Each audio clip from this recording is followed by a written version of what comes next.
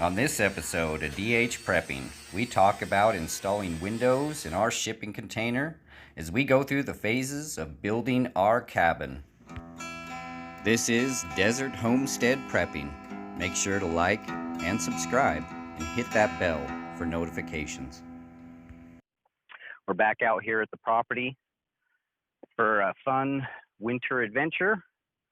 We got a lot more snow this time, so we're real excited to get the snowmobiles up and going, get out and go do some riding.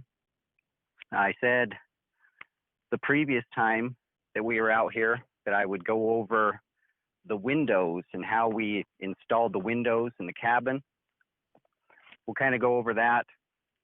And we also, around that same time, put the wood-burning stove in place that we have in the cabin. The wood-burning stove, it was pretty simple. You know, just cut a hole in the side. I didn't want to go straight up through the roof because I just didn't want to have any holes in the top of the shipping container that could leak. And I just decided the best was to go through the back wall and up. When it comes to the windows, I'd seen different ways that people had mounted their windows in shipping containers. And when it came down to what we were doing, we had to really think about the cost. So being able to weld, you know, a frame around is probably the best way to do it. But I decided for us that we would cut the holes to fit the windows in, and that I would use blocks of wood that would fit in the grooves of the corrugation of the siding and offset those from inside to outside and screw into those so that they would basically be pinching the siding, the corrugation of the shipping container. And that's worked out really well. They're nice and firm. They're in place really good. But yeah, so when it comes to what we're doing here with the cabin, like I said before, we're trying to do this on a budget. I don't make a huge amount of money. And so trying to come up with techniques that are going to work for the least amount of expense is very important for us. We have really been on a mission to get this place to a point where it is livable and it can support us. As we've been watching what's been going on in America and the increased, you know, turmoil in our nation, we felt that it was very important to get it to a point where it was usable. We're to the point now where it is livable, where it is sustainable. And so when it comes to being able to do this on a budget, to build this on a budget, mounting the windows for the least amount of cost, really everything for the least amount of cost was essential. And so putting the windows in place wasn't really too hard. And the windows, like I said before in a previous video, we got these windows for free. So like I said, I scoured our local classifieds, and I'm constantly looking those over, trying to see if there's something that I can find, you know, whatever it is. And so I found these windows, and I was really happy because these are double pane, really nice modern windows, you know, with the vinyl. But there was also a technique of how I mounted the windows. So I wanted the windows to be really flush with the siding. I didn't want hardly any edges. So I had to do a lot of measurements to make sure that the windows stuck out just as far as the siding and the insulation was going to stick out. All right, so next time we'll go over the siding and the insulation. And let you guys know why we chose to go the way that we went. Hello. All right, this is my wife. I'm sure many of you have been wondering, where's his wife at? And here she is. She's here in the background. She's doing the work of cooking, cleaning, organizing, and many important aspects of what we need to do out here on the homestead. And her work around here is extremely valuable. And so, what do you think about the windows and how they're working for us? I think they're working out really good. I love the fact that they let light in. I think where we placed them was pretty smart. Just to, I don't know, did you go over where they're at? So like these two windows are our master bedroom. So yeah, right one's here. above the bed and then one's on the side of the bed. The little one up there is like up in our bathroom. So that kind of brings light into our bathroom during the day. So yeah, like a skylight. Yeah. In a way. Kind of. The next one over is right above the kitchen sink. So when I'm doing dishes or whatever, I can look out, watch the kids playing, or look at the mountains. I like to have a window. I plan that. I like to have a window when I watch dishes. So and then the furthest one is to the south is like our living area. Right now we have just like a little table with two chairs, kind of where we eat. The kids eat, and so on the opposite side of that, we have like this sitting area with just like a chair and with an ottoman. So took our time, thought about where we wanted the windows, and they're all on this side. So yeah, I think so far it worked out really good.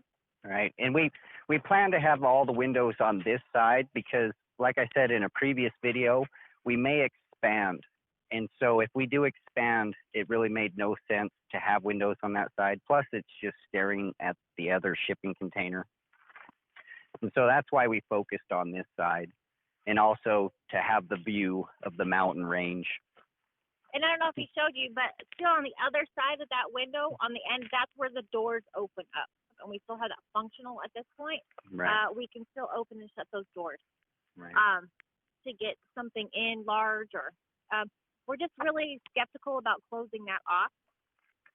Going back to the wood burning stove, the fireplace, you want to elaborate of why we have it where it's at? Yeah, well, it kind of goes back to how I grew up. I grew up in the mountains, 30 miles from town. My parents fed moose every day. We had a wood burning stove. We had to go through the utility room, through the kitchen, through the dining room to take the wood to where the wood burning stove was. So I thought, man, that's a lot of work. So when he asked me what I thought about where to place the wood burning stove, that was important to me, and I'm glad he asked, because when you open the door, it's right there. Mm-hmm. You don't have to walk anywhere. You got 2 steps, and it's right there. And with this limited space that we have in there, I really like having our wood set outside, even in the middle of the night. We don't have space to put a big wood pile. I mean, growing up, we had that in the house. We had this big bin, and we'd fill it up. So when my dad woke up in the middle of the night, it was just right there. But we don't have that space. So we planned it where you open the door, and it's like 2 steps, and the wood burning stove is there. Mm-hmm. And with the all about space, I think that worked out really good too. Yeah. Because as you can see, the door is cracked open. So during the day, I like to do a lot of cooking, and it gets hot in there with the little amount of space we have to keep, the fire going throughout the day. So it's nice to leave that door cracked right there on the opposite side of the wood burning stove. So, I mean, there's a lot of reasons why we placed it where we did, but it worked for us, and I think it's very smart. Yeah. Smartly placed. I think we did really good. I'm very happy. Right. Yeah, I think it is smartly placed. It makes sense because, like she said, as you're bringing wood in and stuff, you don't want to be tromping mud and snow all throughout your living space. It's also right by the front door, like she said, so that you can regulate the heat much easier by opening the door instead of having to try to open windows. Yeah, and so the other point of having the wood burning stove where it is its center to the rest of the living space. And therefore, the heat can distribute throughout the whole living space pretty evenly. And but yeah, so when it comes to planning all this, we did a lot of talking about how we wanted everything laid out, and it's very important for my wife to have things the way that she feels is going to be functional for her, especially if she's going to be inside doing most of the cooking and the cleaning and the organizing.